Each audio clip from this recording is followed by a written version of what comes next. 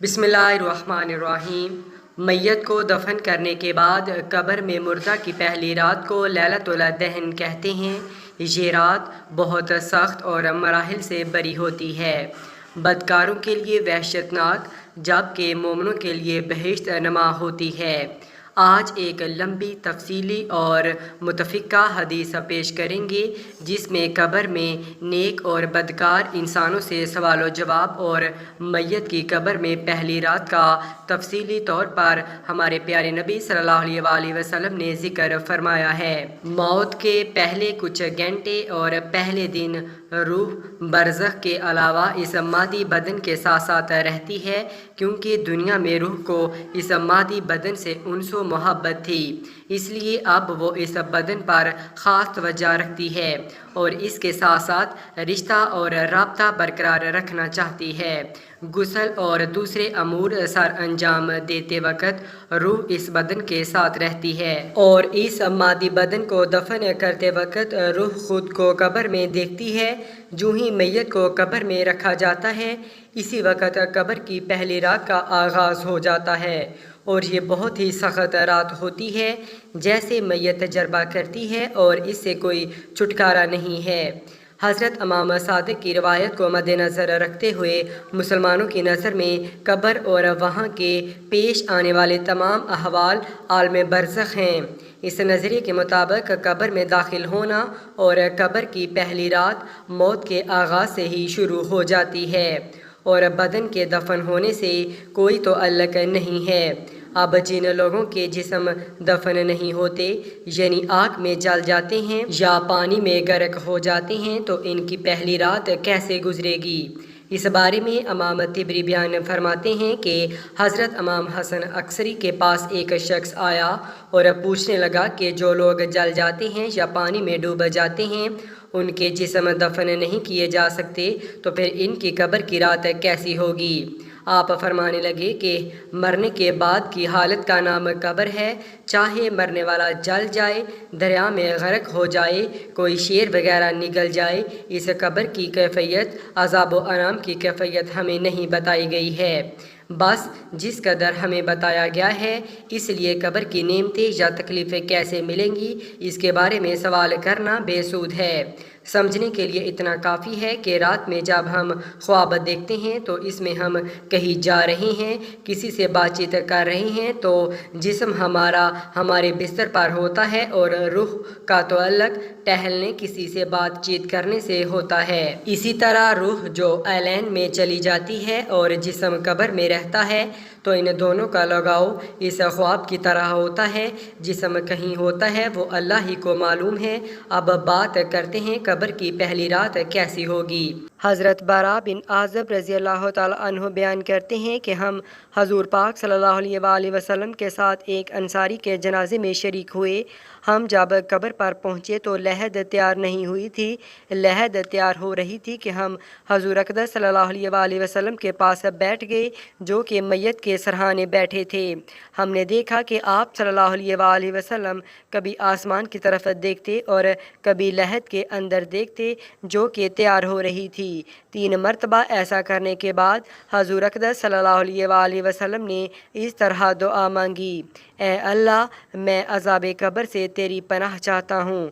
फिर आप सल्लल्लाहु अलैहि वसल्लम ने अरशाद फरमाया, बंदाए मोमिन जब दुनिया की तरफ से राब्ता तोड़ के आखिरत की तरफ मतवज्जा होता है, यानी जब इसकी मौत का वक़्त आता है, तो सूरज की तरह चमकते धमकते सफ़ेद चेहरों वाले फरिश्ते खुशबूदार जन्नती कफन लेकर इसके पास आते हैं, हत्ता कि वो हद्दे नज़र तक इसके सामने बैठ जाते हैं। फिर मलकुल मौत तशरीफ़ लाते हैं, हत्ता कि वो इसके सर के पास बैठ जाते हैं और कहते हैं, पकीज़ा रूह, अल्लाह की मग़फ़रत और इसकी रज़ामंदी की तरफ चल।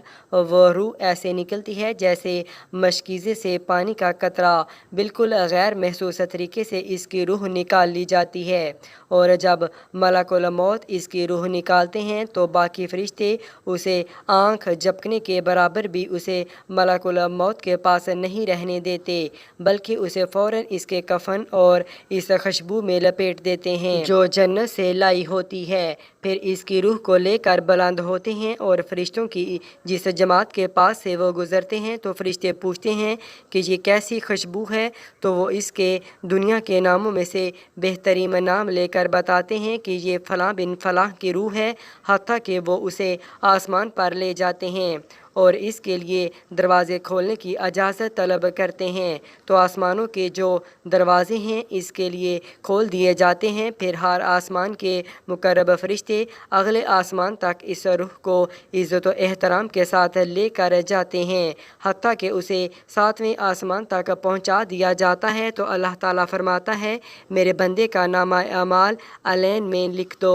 अलैन और सजैन ये दो मकामात हैं। ईमान वालों की रूहें जो हैं अलैन में इनका नामा अमाल लिखा जाता है और जो मुनाफिकीन है मुजरम है सज्जीन में लिखा जाता है। सूरतुल मुतफ़्फ़ीन सूरह नंबर 83 पारा नंबर 30 के अंदर, और उसे वापस दुनिया की तरफ ले जाओ कि मैंने इन्हें इसी दुनिया में पैदा किया और इसी में इन्हें लौटाऊंगा और फिर दोबारा इसी से निकालूंगा।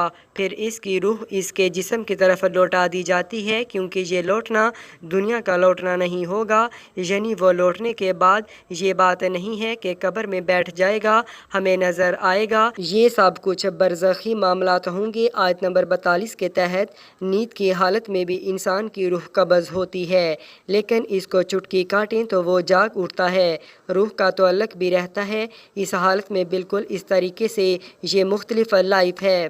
बरज़ख की फिर दो फरिश्ते इसके पास आते हैं जो इसकी कब्र में उसे बैठा कर पहला सवाल करते हैं, तेरा रब कौन है? मन रब्बिक, वो कहता है रब्बी अल्लाह, मेरा रब अल्लाह है। दूसरा सवाल पूछते हैं, तेरा दीन क्या है? माँ दीनक, तेरा दीन क्या है? वो कहता है कि मेरा दीन इस्लाम है। फिर पूछते हैं कि वो आदमी जो तुम में माबूस किए गए वो कौन है? तो वो कहता है वो अल्लाह के रसूल मोहम्मद सल्लल्लाहु अलैहि वसल्लम है। अब जब वो 3 सवालों के जवाब देता है तो फरिश्ते चौथा सवाल इससे पूछते हैं, तुम्हें कैसे पता चला? इन 3 सवालों के जवाब तुम्हें कैसे आए?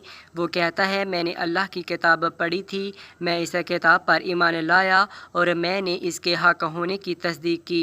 फिर आसमान से आवाज़ आती है, मेरे बंदे ने सच कहा, इसके लिए जन्नती बिछौना बिछा दो, उसे जन्नती लिबास पहना दो और इसके लिए जन्नत की तरफ से दरवाज़ा खोल दो। कब्र के अंदर ही जन्नत की तरफ दरवाज़ा खुल जाएगा, वहाँ उसे हवा के झोंके और खुशबू भी आती होगी और हद्दे नज़र इसकी कब्र को कशादा कर दिया जाएगा। खूबसूरत चेहरे, खूबसूरत लिबास और बेहतरीन खुशबू वाला एक शख्स इसके पास कब्र में आएगा और कहेगा, इस चीज़ से खुश हो जा जो चीज़ तुझे खुश कर दे, ये वो दिन है जिसका तुझसे वादा किया गया था। वो शख्स पूछेगा कि ए शख्स तू कौन है? तेरा चेहरा भलाई लाने वाला चेहरा है। वो जवाब देगा, मैं तेरा अमले साले हूँ, यानी नेक अमाल एक खूबसूरत शख्स की शक्ल में इसकी कब्र में आएगा। तो फिर वो शख्स कहेगा, ए अल्लाह, ए मेरे रब, जल्दी कर, फ़ौरन क़यामत कायम फरमा दे, हत्ता कि मैं अपने अहलो अयाल की तरफ चला जाऊँ। यानी मोमिन कहेगा, ए अल्लाह जल्दी क़यामत आए, मुझे मेरे अमाल का बदला मिले, मुझसे इंतज़ार नहीं होता, फ़ौरन क़यामत आ जाए। जब काफ़िर, मुजरम और बदकार शख्स दुनिया से जाता है तो आप सल्लल्लाहु अलैहि वसल्लम ने फरमाया, स्याह चेहरों वाले फरिश्ते नाजिल होकर हद्दे निगाह इसके पास बैठ जाते हैं। फिर मौत का फरिश्ता कहता है, ए खबीस रूह, चल अब अल्लाह के गज़ब और नाराज़गी की तरफ। ये सुनकर रूह छुपने की कोशिश करती है और पूरे जिस्म में फैल जाती है, तो वो मलकुल मौत इस तरह उसे खींचता है जैसे लोहे की सलाख को गीले खून में से खींचा जाता है। इसकी नसें और पट्टे टूट फूट जाते हैं। इसकी हालत ऐसे हो जाती है जैसे धुनी हुई रुई में से कांटेदार छुरी निकालें तो रुई के गाले उसमें पेवस्त हो जाते हैं। फिर मलकुल मौत से سے باقی فرشتے اس کی روح کو لے کر پلک جھپکنے کے برابر بھی وہاں رہنے نہیں دیتے، حتیٰ کہ وہ اسے بالوں سے بنے ہوئے کمبل میں لپیٹ لیتے ہیں اور اس سے زمین کے مردار سے نکلنے والی انتہائی بری بدبو نکلتی ہے۔ وہ اسے لے کر اوپر چڑھتے ہیں تو وہ فرشتوں کی جس جماعت کے پاس سے گزرتے ہیں تو فرشتوں کی جماعتیں کہتی ہیں یہ کیسی خبیث روح ہے، وہ کہتے ہیں یہ فلاں بن فلاں کی روح ہے، اور وہ اس کا دنیا والا انتہائی قبیح نام لے کر بتاتے ہیں، حتیٰ کہ اسے آسمانی دنیا تک لے جایا جاتا ہے۔ اس کے لیے دروازے کھولنے کے لیے درخواست کی جاتی ہے تو آسمان کے دروازے اس کے لیے نہیں کھولے جاتے۔ پھر رسول اللہ صلی اللہ علیہ وآلہ وسلم ہم نے سورۃ الاعراف کی آیت 40 پڑھی کہ ان کے لیے آسمان کے دروازے نہیں کھولے جائیں گے، وہ جنت میں داخل بھی نہیں ہوں گے حتیٰ کہ اونٹ سوئی کے سوراخ سے گزر جائے۔ یہ سورۃ الاعراف کی آیت آپ صلی اللہ علیہ وآلہ وسلم نے پڑھی۔ پھر آپ صلی اللہ علیہ وآلہ وسلم نے فرمایا کہ اللہ تعالیٰ فرماتا ہے اس خبیث روح کا نامہ اعمال سب سے نچلی کتاب سجید میں لکھ دو، پھر اس کی روح کو شدت کے ساتھ پنچا جاتا ہے۔ پھر آپ صلی اللہ علیہ وآلہ وسلم نے فرمایا ہم نے سورۃ الحج کی یہ آیت نازل فرمائی، جو شخص اللہ کے ساتھ شرک کرتا ہے گویا وہ آسمان سے گر پڑا تو پرندے اسے اچک لے کر جائیں گے یا کسی دور جگہ پر پھینک دیں۔ حضور صلی اللہ علیہ وآلہ وسلم نے فرمایا پھر اس کی روح کو وہیں سے نیچے پھینک دیا جاتا ہے اور وہ اپنے جسم میں آ کر گرتی ہے اور دو فرشتے اس کے پاس آ کر اس سے پوچھتے ہیں تیرا رب کون ہے؟ اب اس سے بھی سوال ہوتا ہے، وہ حیرت زدہ ہو کر کہتا ہے ہائے افسوس، ہائے افسوس، میں نہیں جانتا، میں نہیں جانتا۔ پھر پوچھتے ہیں تیرا دین کیا ہے؟ وہ پھر حیرت زدہ ہو کر کہتا ہے ہائے افسوس، ہائے افسوس، میں نہیں جانتا، میں نہیں جانتا۔ پھر اس سے پوچھتے ہیں کہ جو شخص تم میں مابعوث کیے گئے وہ کون تھے؟ تو وہ کہتا ہے ہائے افسوس، ہائے افسوس، میں نہیں جانتا، میں نہیں جانتا۔ پھر آسمان سے آواز آتی ہے اس نے جھوٹ بولا، اس کے لیے جہنم کا بچھونا بچھا دو، اور بخاری میں الفاظ ہیں اس کے جواب میں فرشتہ پھر اس سے چوتھا سوال کیا کرتے ہیں او تو نے خود پڑھ کر سمجھنے کی کوشش کیوں نہیں کی؟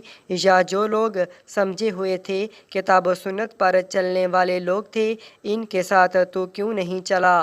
اللہ تعالیٰ فرماتا ہے اس کے لیے جہنمی بچھونا بچھا دو اور جہنم کی طرف ایک دروازہ کھول دو، وہاں سے گرمی اور گرم ہوا اس کی قبر میں آتی رہے گی۔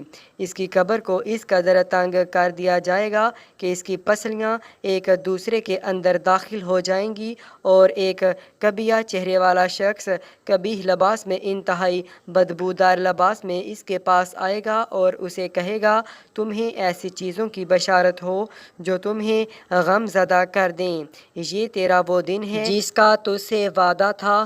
وہ پوچھے گا تو کون ہے؟ تیرے چہرے سے توقیر کی توقع نظر نہیں آتی۔ وہ جواب دے گا میں تیرا خبیث عمل ہوں جو تو دنیا میں کیا کرتا تھا۔ پھر وہ کہتا ہے اے میرے رب قیامت قائم نہ کرنا، اے میرے رب قیامت قائم نہ کرنا۔ اللہ پاک سورۃ یاسین کی آیت نمبر 52 میں فرماتا ہے یعنی جب قبروں سے نکالا جائے گا مجرموں کو، وہ کہیں گے ہائے افسوس، ہمیں کس نے ہماری قبروں سے باہر نکالا؟ تو اللہ تعالیٰ کیا فرمائے گا یہی ہے جس کا وعدہ رحمان نے کیا تھا اور رسولوں نے سچ کہا تھا۔ ناظرین، اللہ تعالیٰ کے 99 ناموں میں سے ایک نام ضرور ٹائپ کریں۔